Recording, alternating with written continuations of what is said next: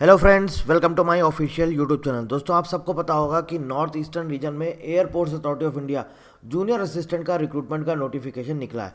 आज के इस वीडियो में हम लोग बात करेंगे हमारा एचआर का नेक्स्ट 30 टू 40 डेज़ का क्या स्टडी प्लान रहना चाहिए, क्या हमारी प्रॉपर स्ट्रेटजी रहनी चाहिए जिससे कि हम एग्ज़ाम में अच्छा स्कोर कर पाएँ और एग्ज़ाम क्वालिफाई कर पाएँ। आप सबको पता है दोस्तों कि एआई जूनियर असिस्टेंट एचआर का कोर्स भी हमारी वेबसाइट पर अवेलेबल है। किसी तरह की इंक्वायरी चाहते हैं तो इस नंबर पे आप हमें कॉल कर सकते हैं या व्हाट्सएप कर सकते हैं। साथ ही साथ अगर आप इस कोर्स के लिए एनरोल करना चाहते हैं तो हमारी वेबसाइट का एड्रेस भी यहाँ पर लिखा हुआ है। साथ ही साथ ये लिंक आपको डिस्क्रिप्शन में भी दे दिया जाएगा, आप वहाँ से जा करके सीधे एनरोल कर सकते हैं। अब चलिए सीधे आते हैं अपने टॉपिक पर। हमारा जो प्लान है इस नेक्स्ट 40 डेज़ में हमें क्या करना है, देखिए कोशिश ये करिए कि आप इसको 30 डेज़ में कंप्लीट करिए, बिकॉज एग्जामिनेशन डेट अब कभी भी अनाउंस हो सकती है। ऑलरेडी आपका जो लास्ट डेट था 12 जनवरी, जो ऑनलाइन रजिस्ट्रेशन का लास्ट डेट था वो जा चुका है। लेकिन अब क्या है, अब एग्ज़ाम डेट कभी भी अनाउंस हो सकती है और हम ये मान के चल रहे हैं कि अब 30 टू 40 डेज़ के अंदर अंदर आपका एग्ज़ाम कंडक्ट कराया जा सकता है, अगर किसी उनके एंड से कोई बहुत ज़्यादा डिले वगैरह नहीं हुआ। तो जो इनका प्रॉपर टाइमलाइन रहता है वो इतना ही रहता है, लास्ट डेट से 30 टू 40 डेज़ के अंदर अंदर या ज़्यादा से ज़्यादा 60 डेज़, इसके अंदर अंदर आपका एग्ज़ाम कंडक्ट करा लिया जाता है। तो हम ये मान के चल रहे हैं कि आपके पास 30 टू 40 डेज़ है। इस 30-40 डेज़ में अब जो लास्ट के ये 30 डेज़ हैं, 40 डेज़ है, हमें क्या क्या चीज़ें पढ़नी है, कैसे सारी चीज़ें रिवाइज करनी है, वो सारे टॉपिक्स मैंने यहाँ पर आपके सामने लिख दिए हैं, आप देख सकते हैं। बस आपको सिर्फ इनको फॉलो करना है, बाकी आप अपने अकॉर्डिंग चेंजेस कर सकते हैं। आपको लग रहा है कि मुझे अभी मैथ्स नहीं पढ़ना है, मुझे स्टार्टिंग में सिर्फ एचआर ही पढ़ना है, मैं लास्ट के 10 डेज़ में सिर्फ मैथ्स करूँगा, टेस्ट सीरीज लगाऊंगा, तो वो आप अपने अकॉर्डिंग चेंज कर सकते हैं। यहाँ पर मैंने आपको पूरा एक तरह से शेड्यूल, एक तरह से पूरा आपको नेक्स्ट 40 डेज़ का पूरा प्लान दे दिया है। आप इसके अकॉर्डिंग चाहें तो पढ़ सकते हैं। आपको एटलीस्ट लेकिन कम से कम डेली 8 से 10 घंटे आपको निकालने पड़ेंगे, तो ही आप सोचिए, क्योंकि आपको पता है कि सिर्फ और सिर्फ कितनी वैकेंसी है, ओनली 1 वैकेंसी। सिर्फ कितनी वैकेंसी है, 1 वैकेंसी। और आप अगर चाहते हैं कि आपको एग्ज़ाम क्वालिफाई करना है तो आपको एटलीस्ट कम से कम 8 से 10 घंटे पढ़ना पड़ेगा। आप ये सोचेंगे कि हम एक दिन में बस एक टॉपिक हमने पढ़ लिया, फिर अभी तो बहुत टाइम, अभी तो एग्ज़ाम डेट नहीं आई, तो फिर आपको फाइनल मेरिट लिस्ट में आपका रोल नंबर ढूंढने पे भी नहीं मिलेगा। तो चलिए देखते हैं कौन कौन से टॉपिक्स हैं, क्या क्या चीज़ें हमें पढ़नी है। सबसे पहले देखिए हम बात करते हैं, एटलीस्ट 4 आवर्स आपको निकालना पड़ेगा ह्यूमन रिसोर्स के लिए, क्योंकि आपका जो सब्जेक्ट है वो बेसिकली यही है ना। और आप लोगों के लिए बहुत सारे ऐसे कैंडिडेट्स होंगे जिनके लिए सब्जेक्ट भी नया है। तो एचआरएम बेसिक्स, इसमें आपका क्या आएगा, इसमें आपका मीनिंग आ जाएगा, स्कोप आ जाएगा, ह्यूमन रिसोर्स मैनेजमेंट होता क्या है इससे रिलेटेड। और यहाँ पर मैंने लिख रखा है डे 1 में आपको क्या पढ़ना है। पहला टॉपिक ये, अगर अभी आपने स्टार्ट नहीं किया, मैं तब की बात कर रहा हूँ, क्वांट्स में आप क्या कर सकते हैं, परसेंटेज पढ़ सकते हैं, क्योंकि परसेंटेज ऐसा तो है नहीं, बहुत छोटा टॉपिक है। तो एटलीस्ट आप कोशिश करिए कि अगर आपको लग रहा है कि काफ़ी बड़ा है, हम एक दिन में नहीं कर पाएंगे, 2 दिन में कर पाएंगे, तो टारगेट लेके चलिए कि इसको 2 डेज़ में कंप्लीट करना ही करना है, करना ही करना है। आपको टाइम ज़्यादा लग रहा है, टाइम ज़्यादा ले लीजिए। 1.5 आवर की जगह आप लग रहा है इतने में नहीं कर पाएंगे, आप इसको 2 आवर्स कर दीजिए, 3 आवर्स कर दीजिए। लेकिन वो क्या करना है, वो आपको ही करना है, ठीक है। सेम ऐसे ही रीजनिंग में आप एक दिन फर्स्ट डे आप एनालॉगी कर सकते हैं, इंग्लिश में आप वोकेबुलरी कर सकते हैं, ग्रामर वगैरह कर सकते हैं, सिनोनिम्स की पूरी लिस्ट है, वो जैसे चाहे आप वैसे कर सकते हैं। मैंने आपको पूरा का पूरा एक शेड्यूल दे दिया है। सेम इसके बाद आता है सेकंड डे में आपको एचआर के फंक्शंस वगैरह पढ़ने होंगे, एचआर की क्या पॉलिसीज़ रहती हैं, और इसके साथ साथ आप क्वांट्स में परसेंटेज वाला टॉपिक फॉलो कर सकते हैं। रीजनिंग में आपको क्लासिफिकेशन कंप्लीट करना होगा, इंग्लिश में आप ग्रामर कर सकते हैं, ठीक है। अब आप बोलेंगे ग्रामर में क्या आएगा, ग्रामर में बहुत सारी चीज़ें आ सकती हैं, इसलिए जहाँ पर भी मैंने वोकेबुलरी या ग्रामर लिखा हुआ है, यहाँ पर आप समझिए कि आपको क्या क्या चीज़ें पढ़नी है, मैं आपको बता देता हूँ। जहाँ पर भी वोकैब है या ग्रामर है, ठीक है, आप एंटोनिम्स पढ़ सकते हैं, पूरा सिनोनिम्स पढ़ सकते हैं, 1 वर्ड सब्स्टिट्यूशन आप पढ़ सकते हैं, 1 वर्ड सब्स्टिट्यूशन आप पढ़ सकते हैं, ठीक है। ईडियम्स एंड फ्रेजेस पढ़ सकते हैं, ये सब कुछ इसी में आ जाएगा। और इसके साथ साथ जो आपका सबसे इम्पोर्टेंट पार्ट है, जैसे कि क्या है, एक्टिव पैसिव हो गया आपका, एक्टिव पैसिव आपका इसी में आ जाएगा। नरेशन, या जिसे हम बोलते हैं direct indirect speech, direct indirect speech. इसके अलावा ग्रामर में कुछ रूल्स होते हैं, जैसे नाउन है तो नाउन के क्या रूल्स हैं, है ना, प्रोनाउन है तो प्रोनाउन के क्या रूल्स हैं, ये सारी चीज़ें आपको पढ़नी होंगी। आर्टिकल है, ठीक है, और आपका प्रिपोजिशन है, कंजंक्शन है। तो ये सारी चीज़ें आपका मतलब, अगर मैंने जहाँ पर भी वोकैब और ग्रामर लिखा हुआ है उसका मतलब ये सारे टॉपिक्स यहाँ पर आपके इंक्लूड हैं, ये सारे टॉपिक आपके यहाँ पर इंक्लूड है, ठीक है। और इसमें आपको पता ही है सारी चीज़ें आपके इसी में ही आ जाएंगी। बेसिकली ग्रामर में आपका पूरा का पूरा इंग्लिश का जो भी पोर्शन है वो सब कुछ इसमें आ जाएगा।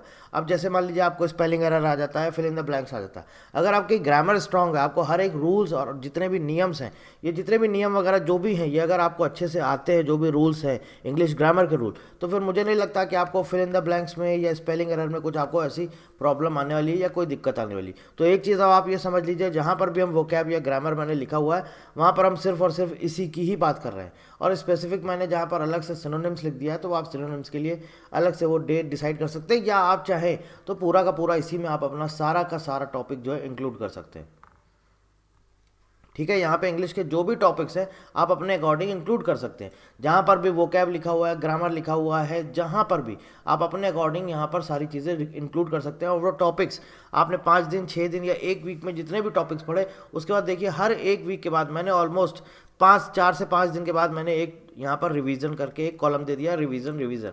मतलब जितना आपने पढ़ा इन 6 से 7 दिन में, उन 7 डेज़ के बाद आपको क्या करना है, इनका रिवीजन कर लीजिए और कुछ इससे रिलेटेड आप प्रैक्टिस क्वेश्चन कर लीजिए, ठीक है। हर सब्जेक्ट की बात हो रही है। एचआर में आपने जितना भी पढ़ा इन 5 से 6 दिन में, 7 दिन में, उसके बाद 6 दिन के बाद एक दिन गैप करिए। उस गैप में क्या करना है, आपको रिवीजन करना है और इससे रिलेटेड आपको प्रैक्टिस क्वेश्चन करने हैं। एचआर में भी यही करना है, क्वांट्स में भी यही करना है, रीजनिंग में भी यही करना है, इंग्लिश में भी यही करना है। अब यहाँ पर बात आ रही है, आप बोलेंगे कि जीके का मैंने नहीं लिखा है, तो जीके में देखिए क्या है कि सिलेबस बहुत वास्ट है, बहुत बड़ा सिलेबस है और हमारे पास टाइम भी बहुत कम है, इसलिए मैंने यहाँ पर बहुत कम लिखा है। यहाँ पर आप देखेंगे तो मैंने लास्ट में यहाँ पर लिख दिया है 4 दिन के लिए जीके, क्योंकि देखिए क्या है, सिलेबस बहुत वास्ट है, आप इसको यहीं पर डिवाइड कर सकते हैं। यहाँ पे 1.5 आवर आप इंग्लिश को दे सकते हैं, 1 आवर आप जीके को दे सकते हैं। और डिसाइड कर लीजिए जीके का आपको रोज एक टॉपिक पढ़ना है, तो यहाँ पे मैं जीके लिख देता हूँ और उसके बाद 5 दिन 6 दिन पढ़ा, उसके बाद एक दिन यहाँ पर रिवाइज कर लीजिए, पूरा का पूरा आपका रिवीजन हो जाएगा। फिर ऐसे ही 1 आवर आप जीके के लिए निकाल लीजिए पूरा, 4-5 दिन आप पढ़िए। अब आप बोलेंगे जीके में हमें क्या पढ़ना, जीके में बहुत सारी चीज़ें पढ़ने के लिए, आप करंट अफेयर्स पढ़ सकते हैं, लास्ट 6 मंथ्स का करंट अफेयर्स पढ़ सकते हैं, हिस्ट्री पढ़ सकते हैं, ज्योग्राफी पढ़ सकते हैं, पॉलिटी पढ़ सकते हैं। पॉलिटी बहुत, क्योंकि एयरपोर्ट्स अथॉरिटी ऑफ इंडिया में आप देखेंगे तो सबसे ज़्यादा ये पॉलिटी ही पूछता है। पॉलिटी आप चाहे तो पूरा पढ़ सकते हैं, कॉन्स्टिट्यूशन पढ़ सकते हैं, गवर्नमेंट पढ़ सकते हैं, मेकिंग ऑफ कॉन्स्टिट्यूशन, कैसे कॉन्स्टिट्यूशन बना, उससे रिलेटेड जितने इंपॉर्टेंट MCQs बन सकते हैं वो सारे पढ़ लीजिए। आपका पार्लियामेंट क्या होता है वो पढ़ लीजिए, गवर्नमेंट कैसे बनती है, कितने तरह की होती है गवर्नमेंट, ये सारी चीज़ें पढ़ लीजिए। आर्टिकल्स, कॉन्स्टिट्यूशन तो सबसे इंपॉर्टेंट, उसमें जो जो आर्टिकल्स आते हैं ये सारी चीज़ें पढ़ लीजिए, जो जो इंपॉर्टेंट है बेसिकली, क्योंकि सबसे ज़्यादा पॉलिटी पूछता है।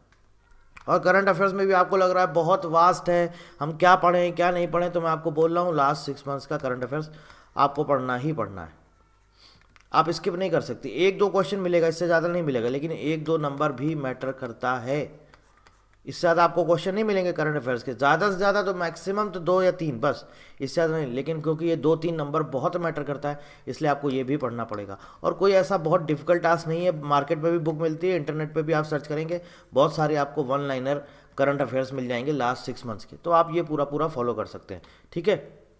और जीके का जो मैंने आपको ऑलरेडी बताया हुआ आप वो पढ़ सकते हैं। बाकी जिन्होंने हमारे कोर्स में एनरोल किया हुआ है उनको तो पूरा जीके वहाँ पे दिया गया है, जो जो स्पेसिफिक आपके एग्जाम के लिए इंपॉर्टेंट है वो जीके वाला पूरा पोर्शन उनको वहाँ पे दिया गया है, ठीक है। तो ये इस तरह से, और ये एचआर के भी सारा पूरा कोर्स, पूरा कंटेंट आपको दिया गया है, साथ ही साथ पूरा आपको टेस्ट सीरीज दी गई है। कुछ वहाँ पर आपको जो है क्या बोलते हैं स्पेसिफिक, जैसे एचआर की अगर हम बात करें तो टॉपिक वाइज वहाँ पर पूरे टेस्ट आपको दिए गए हैं। आप एक टॉपिक पढ़िए उसके बाद टेस्ट लगाइए, आप एक टॉपिक पढ़िए उसके बाद टेस्ट लगाइए, तो ये पूरा एक तरह से शेड्यूल है। आप इसको चाहें, मैंने आपको बना के दे दिया है 40 डेज़ का, आप इसको चाहें तो अपने अकॉर्डिंग चेंज कर सकते हैं। और एक चीज़ मैं आपको यहाँ बता दूंगा, अगर एचआर में आप एग्ज़ाम देने जा रहे हैं तो न्यू लेबर कोड्स ये जो अभी आए हैं आपके, इनको ज़रूर पढ़िएगा, क्योंकि ये मोस्ट इंपॉर्टेंट टॉपिक रहने वाला है आपके एग्जाम में। इससे रिलेटेड क्वेश्चन ज़रूर पूछा जाएगा, और इसका भी मैं आपको एक वीडियो भी अलग से दे दूंगा, लेबर कोड्स के ऊपर पूरा डिटेल में वीडियो भी आपको मिल जाएगा हमारे यूट्यूब चैनल पर। बट फिर भी आप इनको, इस टॉपिक को ज़रूर पढ़ के जाइएगा, मोस्ट इंपॉर्टेंट है। और लास्ट में आप देखिए आखिरी के 4-5 दिन में मैंने देखिए सिर्फ और सिर्फ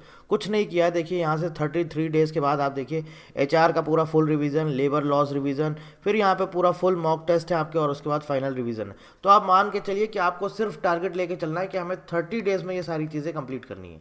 और उसके बाद अगले 10 दिन में आपको क्या करना है, सिर्फ और सिर्फ आपको प्रैक्टिस करनी है, रिवाइज करना है, एमसीक्यूज लगाने हैं, टेस्ट सीरीज करनी। क्योंकि मान लीजिए जो मैंने आपको प्लान दिया हुआ है 40 डेज़ का, अगर मान लीजिए आपका एग्जाम अभी नेक्स्ट 20 डेज़ में आ जाता है, तब आप क्या करेंगे? मान लीजिए अगर सपोज आपका एग्जाम आ जाता है, नेक्स्ट 20 डेज़ में आपकी एग्जाम डेट आ गई, तब आप क्या करेंगे? आपके पास कोई ऑप्शन है क्या? इसलिए मैं बोल रहा हूँ कि बिना टाइम डिले किए आपको सिर्फ और सिर्फ पढ़ना है। जैसा मैंने आपको बना के दे दिया, आप अपना क्योंकि क्या होता है, कैंडिडेट्स पढ़ते ही नहीं हैं। जब तक उनको कोई चीज़ उनके हाथ में नहीं दी जाए वो नहीं पढ़ते। अब मैं आपको ये बना के दूंगा, इसके बाद भी नहीं पढ़ेंगे।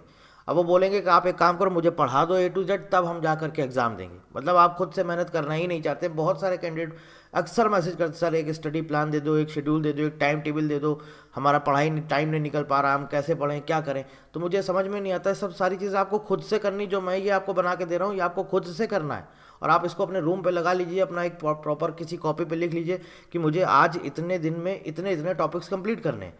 और आप करिए, कोशिश करिए कि 15 दिन 20 दिन में पूरा कंप्लीट कर लीजिए। मेहनत लगेगी, ऑब्वियस है। अब भैया एग्जाम आपको देना है, 12 घंटे पढ़ो, 14 घंटे पढ़ो, कोशिश करो जल्द से जल्द सिलेबस अपना कंप्लीट करो। और उसके बाद अपने कुछ जो मॉक्स वगैरह है वो मॉक्स वगैरह आप दे लो, टेस्ट सीरीज दे लो, रिवाइज करते चलो, और उसके बाद सीधे जाके एग्जाम दे दो। क्योंकि मैं आपको बोल रहा हूँ, मैंने टारगेट दिया है कि आप 40 डेज़ का, चलो ये प्लान दे दिया है। मान लीजिए एग्जाम 20 डेज़ में आ जाता है, तब आप क्या करेंगे ये बताइए? कोई आपके पास ऑप्शन है, कोई आंसर है? नहीं होगा। तब आप बोलेंगे सर अब हम पढ़ाई छोड़ देंगे, हम एग्जाम देने नहीं जाएंगे। तो उससे बेटर आप अभी से स्टार्ट कर दीजिए। एग्जाम जब आएगा तब का तब देखा जाएगा। मान लीजिए एग्जाम आ जाता है 10-15 दिन में, तो प्लान इसको चेंज कर देंगे, तो हम कुछ और एक्स्ट्रा ऐड कर देंगे, कुछ अपना टाइम बढ़ा देंगे। मैं आपको दोबारा से ये पूरा प्लान दे दूंगा। लेकिन आप अभी स्टार्ट करिए, बिना टाइम देरी किए, बिना कुछ भी देरी किए आप बस स्टार्ट कर दीजिए। एटलीस्ट ऐसे ऐसे पढ़िए, कुछ अपना स्पेसिफिक टाइम डिसाइड करिए कि इतना टाइम मुझे इसके लिए देना है, इस सब्जेक्ट के लिए इतना टाइम, इस सब्जेक्ट के लिए इतना टाइम, इस सब्जेक्ट के लिए, और डेली देना है। ऐसा नहीं कि एक दिन आपने बस HR के लिए निकाल लिया कि आज चलो एक काम करते हैं, आज बस HR पढ़ लेते हैं, बाकी कुछ नहीं पढ़ेंगे। या आपने बोला कि नहीं चलो एक काम करते हैं, आज हम सिर्फ क्वांट पढ़ेंगे और कुछ नहीं पढ़ेंगे। ऐसा मत करिए, नहीं दिक्कत होगी। आप रोज स्पेसिफिक कुछ टाइम निकालिए, चाहे भले आप ज़्यादा नहीं निकाल पा रहे, आप 2 आवर्स HR को दीजिए। हर एक सब्जेक्ट को एटलीस्ट एक घंटा दीजिए, तब भी आपको मिनिमम 6 आवर्स तो पढ़ना ही पड़ेगा। और आपको क्या लग रहा है 6 आवर्स में पढ़ के आप क्वालिफाई कर लेंगे? हो सकता है आप कर लें, बट बहुत मुश्किल है। क्योंकि क्या है, आप सबको पता है कि वैकेंसी सिर्फ और सिर्फ एक है, इसलिए बहुत मुश्किल है। तो इसलिए आपको इस टाइम पीरियड को बढ़ाना पड़ेगा और मेहनत आपको करनी पड़ेगी। अभी हम देखते हैं जैसे ही इसका एग्जाम डेट वगैरह अनाउंस होता है, अगर कुछ और ऐसा लगता है कि हमें आपको और इस प्लान को थोड़ा सा मॉडिफाई करके और अच्छे से कम दिन के लिए देना चाहिए, आप मुझे कमेंट करके बताइएगा। या जो कुछ भी आपको रिक्वायरमेंट है आप कमेंट करके बताइएगा, हम कोशिश करेंगे आपको वो सारी चीज़ें हम प्रोवाइड करें। So thank you very much and thank you for watching.